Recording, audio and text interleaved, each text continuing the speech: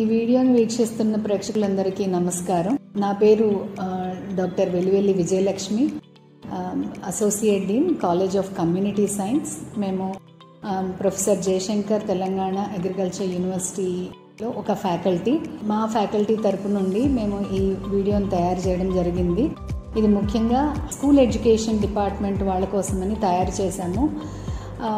వాళ్ళు మమ్మల్ని వచ్చి అప్రోచ్ అయ్యి వాళ్ళ హెడ్ మాస్టర్స్కి, తర్వాత ఆయాలకి, ఎవరైతే వంట చేస్తారో వాళ్ళకి ఒక ట్రైనింగ్ ఇవ్వమని అడిగారు. ఎందుకంటే మన పిఎం పోషణ్ పథకం కింద మధ్యాహ్న భోజన పథకం మన రాష్ట్రంలో అమలు జరుపుతున్నారు.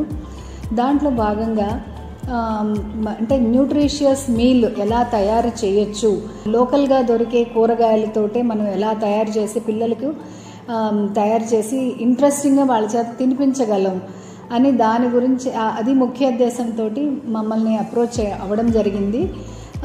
దాంట్లో భాగంగా మా foods and nutrition department staff వాళ్ళకి ట్రైనింగ్ ఇచ్చారు. 2 విడతలుగా ట్రైనింగ్ ఇచ్చి ప్రతిసారి 100 మంది పైనే ఈ ట్రైనింగ్ ప్రోగ్రామ్కి అటెండ్ అయ్యారు. అసిస్టెంట్ కుక్, మా ఆయాస్ వీళ్ళందరినీ కూడా పిలిపించి మా కాలేజ్లో మేము ట్రైనింగ్ ఇవ్వడం జరిగింది. మా న్యూట్రిషన్ డిపార్ట్మెంట్ వాళ్ళు కూరగాయలతోటి మనం ఎలాగ మిక్స్డ్ వెజిటబుల్ కర్రీ తయారు చేసుకోవచ్చు, ఆకుకూర పప్పు ఎలా చేయాలి, తర్వాత కిచిడి ఎలా చేసుకోవచ్చు, ఈ కూరగాయలతోటే మనం ఒక బిర్యానీ లాగా ఎలా తయారు చేస్తే పిల్లలు ఇష్టంగా తింటారు అనేది వీటి మీద వీళ్ళు ట్రైనింగ్ ప్రోగ్రామ్ ఇచ్చారు. ట్రైనింగ్ ప్రోగ్రాంలో భాగంగా మేము కుక్స్కి వంట చేయడానికి కావాల్సిన కొన్ని పాత్రలు, తర్వాత ఎలా మెజర్మెంట్ తీసుకోవాలి అనే దాని గురించి కొన్ని గరిటెలు, స్పూన్లు, తర్వాత వాళ్ళ క్యాప్స్, యాప్రన్స్ ఇవన్నీ కూడా అందజేయడం జరిగింది. ఈ వంటలు ఎలా చేయాలి, ఏ కూరగాయలని ముందు కడగాలి, కడిగిన తర్వాత కట్ చేయాలి, ఏ కూరగాయలని మనం కట్ చేసిన తర్వాత కడగాలి, ఇట్లాగే వీటన్నిటి గురించి కూడా వాళ్ళకి చాలా క్లియర్గా వివరించి వాళ్ళకి ట్రైనింగ్ ఇవ్వడం జరిగింది. మిగతా వీడియోస్లో మీరు చూడొచ్చు ఈ కూరగాయలతోటి మనం ఎలాగ వివిధ రకాల వంటలు తయారు చేయొచ్చు, పిల్లలకి అనుగుణంగా వాళ్ళ ఏజ్కి తగ్గట్టు ఎట్లాగ తయారు చేసి మనం వాళ్ళకి ఎంత మోతాదులో పెట్టాలి అనేది కూడా వీళ్ళు క్లియర్గా నెక్స్ట్ వీడియోస్లో చూపెట్టడం జరిగింది. ఇది మా ఫుడ్స్ అండ్ న్యూట్రిషన్ డిపార్ట్మెంట్, తర్వాత extension education and communication management department వాళ్ళ సాంకేతిక సహకారంతో ఈ వీడియోని తయారు చేశాను. అందరూ దీన్ని ఉపయోగించుకోవాలని విజ్ఞప్తి. ధన్యవాదాలు. నమస్కారము. నా పేరు డాక్టర్ సుచరితాదేవి. నేను ప్రొఫెసర్ మరియు ఆహార పోషణ విభాగం అధిపతిని. మధ్యాహ్న భోజన ఆహార పథకంలో భాగముగా మేము ప్రధానోపాధ్యాయులకు మరియు వంట సహాయకులు స్కూల్ ఎడ్యుకేషన్ వారి సహకారంతో 2 రోజులు ట్రైనింగ్ ఇవ్వడం జరిగింది.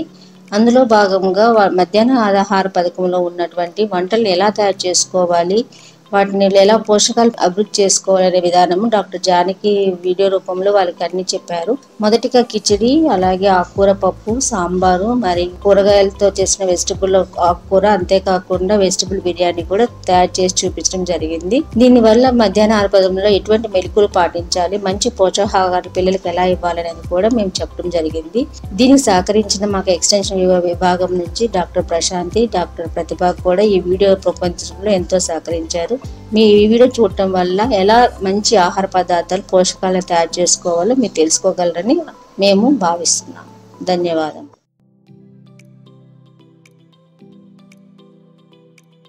మధ్యాహ్న భోజన పథకం కింద ఎక్కువగా మనము పప్పు ఇస్తుంటాం పిల్లలకి. ఇది కూడా ఆకుకూరలతో కలిపి ఆకుకూర పప్పు లాగా ఇస్తుంటాము. ఆకుకూర పప్పు ఎందుకు ఇవ్వాలి? పప్పులో మనకి 100 గ్రాముల పప్పు, ఏ పప్పు అయినా కూడా మనకి 20 గ్రాముల వరకు మాంసకృతులు లభిస్తాయి. ప్రతి పిల్లవాడికి మధ్యాహ్న భోజనం పథకం కింద రోజుకు 30 గ్రాముల వరకు ఇవ్వాలని మనకి రెగ్యులేషన్ ఉంది. ఈ 30 గ్రాముల్లో ప్రతి పిల్లవాడికి కనీసం 6 నుంచి 7 గ్రాముల వరకు మాంసకృతులు అందుతాయి. ఆకుకూర పప్పుకి కావలసిన పదార్థాలు ఇప్పుడు చెప్పుకుందాం. కందిపప్పు, శనగపప్పు, పాలకూర, గోంగూర, తోటకూర, బచ్చలాకు, మునగాకు, చుక్కకూర, నూనె, జీలకర్ర, ఆవాలు, పసుపు, ఎండుమిర్చి, పచ్చిమిర్చి, వెల్లుల్లి, ఉప్పు, కరివేపాకు, చింతపండు, ఉల్లిపాయ, ధనియాల పొడి, మెంతి పొడి. ఆకుకూరలు శుభ్రం చేయడం అనేది అతి ముఖ్యమైన విషయం. ఆకుకూరలో చాలా పోషకాలు ఉంటాయి, కానీ ఆకుకూరల్లో మనకి కొన్ని రకాల ఇబ్బందులు కూడా ఉంటాయి. శుభ్రంగా చేయకుంటే ఆకుకూరలు నేలకి చాలా దగ్గర, అంటే భూమికి దగ్గరగా పెరుగుతాయి కాబట్టి ఇందులో రకరకాల పురుగులు, నులి పురుగుల గుడ్లు, మట్టి, ఇసుక ఇందులో ఉంటుంది. కాబట్టి బాగా శుభ్రం చేయాలి. కొన్ని రకాల ఆకుకూరలు కాడలు మెత్తగానే ఉంటాయి, ఎక్కువ గట్టిగా అంటే గొంతులో కుచ్చుకుపోయేటట్టు ఉండవు. అంటే ఇప్పుడు చుక్కకూర, గంగవాలి కూర, పాలకూర, వీటన్నిటిలో మనము కొంతవరకు కాడలు కూడా వాడుకోవచ్చు. గోంగూర, కరివేపాకు, మెంతి ఆకు అట్లాంటి వాటిలో మాత్రం కాడలు బాగా గట్టిగా ఉంటాయి కాబట్టి ఆకులు మాత్రం రిల్లి మనం వాడుకోవాల్సి వస్తుంది. ఆకుకూరలు కట్టల్లాగా లభ్యమవుతుంది, ఒక్కోసారి వేర్లు కూడా ఉంటాయి కాబట్టి ఆకులని చూసుకోవాలి. మొట్టమొదటిగా కట్టిన రబ్బర్ బ్యాండ్ కానీ, వైర్లు కానీ, ప్లాస్టిక్ వైర్ కానీ తీసేయాలి. వేర్లు ఉన్నప్పుడు మొట్టమొదటిగా వేర్లని కట్ చేసి వాటిని దూరంగా పెట్టాలి. రంధ్రాలు ఉన్న ఆకులు, మురిగిపోయిన ఆకులు, ఆకుల వెనుక గుడ్లున్నవి తప్పనిసరిగా తీసేసేయాలి. ఇప్పుడు ఒక పెద్ద పాత్రలో నీళ్లు తీసుకోవాలి. ఆకులనన్నిటినీ చక్కగా అందులో నానబెట్టి, కావలసిన ఉప్పు వేసి కూడా నానబెట్టొచ్చు. ఒక 2-3 నిమిషాలు నానబెట్టిన తర్వాత బాగా చేతో రాసి తడిమి కడగాలి. ఎందుకంటే ఇందులో బాగా ఇసుక, మట్టి మీకు కింద జమ అవుతుంది. ఆకుకూరలను 2 సార్లు కడగాలి. మొట్టమొదటిసారి కడిగిన నీళ్లు పడేసేయాలి, ఎందుకంటే కింద అందులో ఇసుక అవన్నీ ఉంటాయి కాబట్టి వాటిని పడేయాలి. ఎప్పుడైనా డైరెక్ట్ గా జల్లెట్లో ఆ నీళ్లతో వేయొద్దు. రెండోసారి కడిగిన తర్వాత జల్లెల్లో వేసిన ఆకుకూరలు ప్రెషర్ లో వచ్చే నీళ్ల కింద పెట్టి చేత్తో బాగా తడిమి కడగాలి. చాలాసార్లు కరివేపాకులో ఏముంది అనుకుంటాము, కానీ దుమ్ము, ధూళి, ఇప్పుడున్న వాతావరణ పరిస్థితుల్లో సిమెంట్ అట్లా ఉంటుంది కాబట్టి కరివేపాకును కూడా నీళ్ళలో గట్టిగా రాసి కడగాలి. తర్వాత మీరు తీసుకునే పప్పుని నీళ్ళలో శుభ్రంగా కడగాలి. రాళ్ళు అవన్నీ లేకుండా, పొట్టు పురుగులు లేకుండా చూసుకోవాలి. మిరపకాయలను కూడా ఎక్కువ నీళ్ళలో పోసి రాసి కడగాలి. అన్నిటికంటే ఎక్కువగా పురుగు మందులు వాడేది మిరపకాయలు కాబట్టి ఖచ్చితంగా మిరపకాయలని శుభ్రం చేసుకోవాలి, రాయాలి. కడిగిన తర్వాత మళ్ళీ నల్ల కింద ఎక్కువ ప్రెషర్ పెట్టి జల్లెడలో వేసి కడగాలి. చింతపండు కూడా కొంచెం సేపు నానబెట్టుకొని అందులో ఉండే పురుగులు, గింజ పైన ఉండే తోలు, గట్టిపడిన తోలు అవన్నీ ఉంటాయి. ఇవి అందులో ఆహారంలో ఉండడం మంచిది కాదు కాబట్టి వాటిని కడిగేసేయాలి. ఉల్లిగడ్డల మీద ఉన్న నల్ల మరకలతో ఉన్న ఫంగస్ ని, పీచుని, ఆస్పర్జిల్లస్ తీసుకున్నప్పుడు అది కూడా లివర్ హెల్త్ పాడయ్యే ప్రమాదం ఉంటుంది. ఉల్లిపాయను కూడా పొట్టు సరిగ్గా తీసి నల్లటి పిండిలాగా ఉండే పదార్థం కూడా లేకుండా శుభ్రంగా కడిగి కట్ చేసుకోవాలి. మిరపకాయల తొడుమలు తీసుకోవచ్చు, లేతగా ఉంటే కొంచెం వేయొచ్చు కానీ మొత్తం మాత్రం వేయొద్దు. సన్నగా తరుక్కోవాలి. ఆకుకూరలని, ఆకులని బాగా సన్నగా తరగడం మంచిది. ఆకుకూరలను ఎప్పుడైనా కూడా కడిగి కట్ చేసుకోవాలి, కానీ కట్ చేసుకున్న తర్వాత కడగకూడదు, దాంతో చాలా పోషకాలు పోతాయి. తొడుమలు వేసినప్పుడు చాలా సన్నగా కట్ చేస్తే పిల్లలకి ఇబ్బంది ఉండదు. ఇప్పుడు మనము ఆకుకూర పప్పుని వండే విధానం చూద్దాం. ముందుగా స్టవ్ వెలిగించి కుక్కర్ని పెట్టాలి. నూనె తగు మాత్రం వేయాలి. నూనె వేడైన తర్వాత ముందుగా ఆవాలు, జీలకర్ర వేసుకోవాలి. అవి చిటపటలాడుతున్నప్పుడు ఎండుమిరపకాయలు, కొంచెం చేత్తో దంచిన వెల్లుల్లి, తరిగిన పచ్చిమిర్చి, ఉల్లిగడ్డలు, కరివేపాకు వేసుకోవాలి. వీటిని బాగా కలపాలి. అవి వేగుతున్నప్పుడు కొంచెం మెంతి పొడి వేసుకుంటే మంచి సువాసన వస్తుంది ఆకుకూర పప్పుకి. ఎందుకంటే ఆకులకి రకరకాల వాసన ఉంటుంది కాబట్టి పిల్లలకి మంచిగా రుచిగా ఉండాలంటే కొంచెం మెంతి పొడి వేసినప్పుడు మంచి సువాసన వస్తుంది. దాని తర్వాత మనము పసుపు వేసుకోవాలి. పసుపు వేసుకొని బాగా కలిపిన తర్వాత మనము ఇందాక కట్ చేసుకున్న ఆకుకూరలు ఇందులో కలుపుకోవచ్చు.